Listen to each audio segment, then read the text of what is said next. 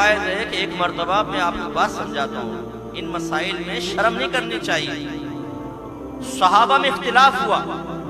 अंसार सहाबा ये कह रहे थे कि अगर कोई ज़ौजा से जिस्मानी ताल्लुक कायम करे तो जब तक इंजाल ना हो गुस्ल वाजिब नहीं होगा।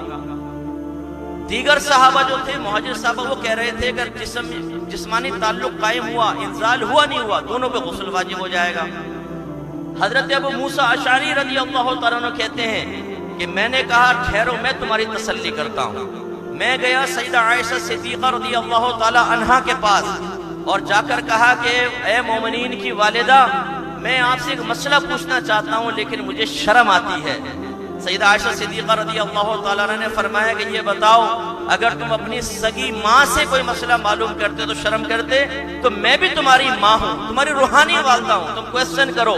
कहा कि सहाबा में इख्तिलाफ हो गया है कि गुस्ल किस सूरत में वाजिब होगा। तो आपने फरमाया मैं तुम्हें हदीस सुना देती हूँ। नबी करीम सल्लल्लाहु अलैहि वसल्लम ने इरशाद फरमाया कि इसका खुलासा ये है कि जब मर्द औरत में मिलाप होता है तो जैसे ही मिलाप होता है दोनों पे गुस्ल वाजिब हो जाता है।